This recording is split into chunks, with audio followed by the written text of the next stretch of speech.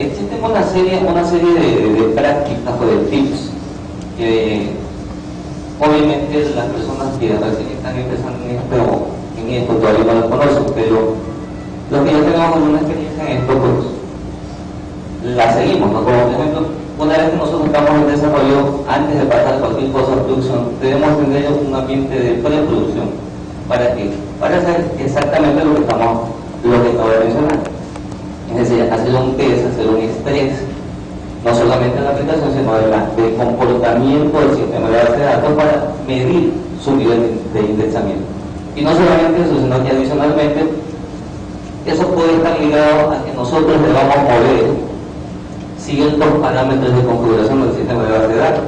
Porque generalmente, obviamente todas las bases de datos vienen con parámetros por default que nosotros, en el transcurso de los diseños, debemos ir cambiando, ¿sí? Para mejorar su rendimiento, es decir, como aumentos de memoria, etcétera, etcétera, etcétera. Pero lo más importante dentro de esto es, obviamente, para mi concepto, es la parte del test.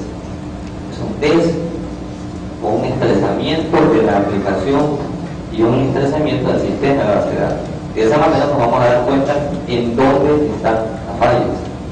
¿Sí? Porque como acabo de mencionar, en el modelo lógico no vamos a ver eso. Eso se va a presentar una vez que lo tengamos en el modelo físico. Entonces ahí vienen los problemas. Como lo acaba de mencionar el panelista anterior, dice, cuando empieza la aplicación tiene un tiempo de respuesta de 1 milisegundo, 10 milisegundos, pero resulta que después de 6 meses la gente prefiere hacerlo manualmente, porque definitivamente la base de datos no va a ningún lado.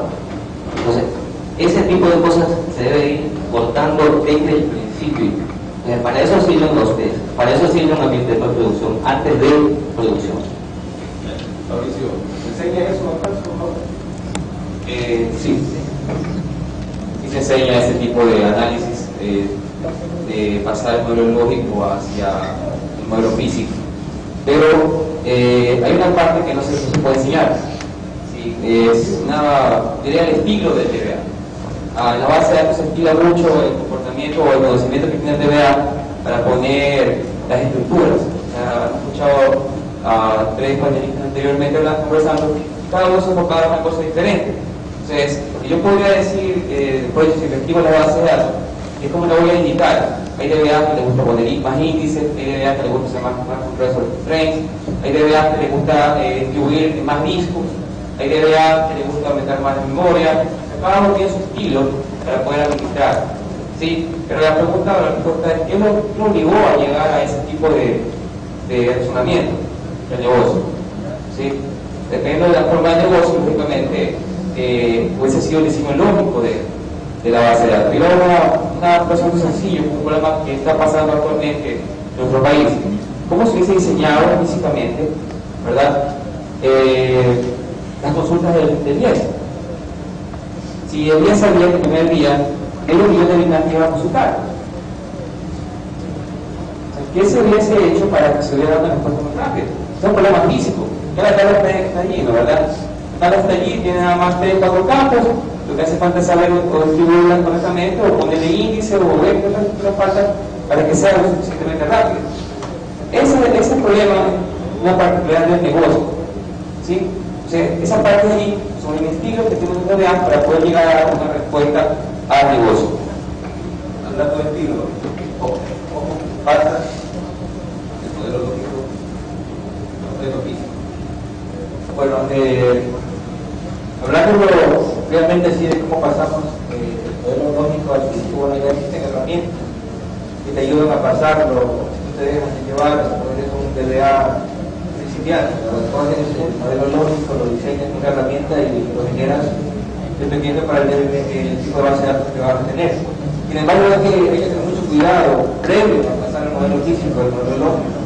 Como mencionaban, hay que tener en cuenta cómo vas a distribuir físicamente tu base de datos, en cuanto a cómo vas a ubicar, dónde vas a colocar los índices, dónde vas a colocar los datos, qué tamaño de tu base de datos vas a tener en la memoria. Todo eso va a depender de cuántas personas van a acceder a los datos. El ejemplo crítico que ponía Fabricio un segundo es lo del seguro social, por ejemplo. Se hizo una prueba en APAC, donde habría que ver qué porcentaje de usuarios afiliados existían ahí, pero cuando se lo coloca a disponibilidad de todo el Ecuador, obviamente menos de 2 horas ya estaba fuera de servicio la consulta, ¿verdad?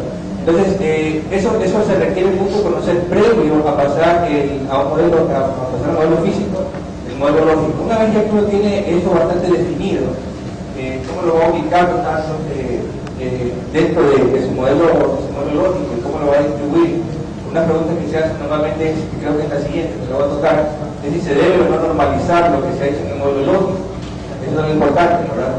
También qué tipo de base de datos se va a utilizar, si va a utilizar una base de datos relacional o si va a utilizar una base de datos orientada a objetos. Todo ese tipo de preguntas uno debe hacerse una vez que ya ha tomado todo el modelo que tiene el negocio, o el modelo lógico del negocio, para poderlo llevar en una base de datos. Entonces esas son preguntas bastante importantes que uno tiene que hacerse previo a colocar.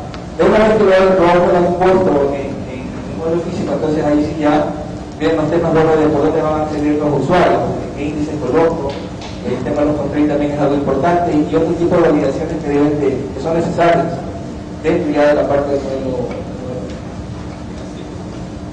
Esto es como estilo de todos nosotros. Típico que viene un programador, estamos en nuestra computadora y dice, tenemos una tablita ahí, ya saben, es nada más para consultar parámetros o algo sencillo, y uno como ya tiene el expertise, lo que hace es software, comando y tiene la tabla. Eso lo hacemos, eso no hay nada de finito. ¿Cómo está bien eso? ¿Lo haces? Personalmente lo he hecho, realmente sí, generalmente es crítico manejar una base de datos, entonces a veces por la urgencia, por la necesidad, toca hacer esas cosas. Realmente, pensando en un modelo lógico, un diseño, en un buen análisis de todos los requerimientos que se necesitan en el desarrollo del sistema, en las reglas de negocio, realmente eso se debió haber pensado, porque muchas veces eso va a base de nuevos requerimientos, por eso uno ve el diseño, uno debe pensar en cómo se ve la base de datos después de unos 5 o 10 años, qué tanto va a crecer la base de datos. El modelo, el diseño que yo he hecho realmente soporta los requerimientos actuales y obviamente nuevos requerimientos, porque muchas veces pasa eso. Entonces, realmente uno se ha tocado en esos casos que uno, tiene que parchar la base de datos. Obviamente, el hacer eso puede dar otras cosas.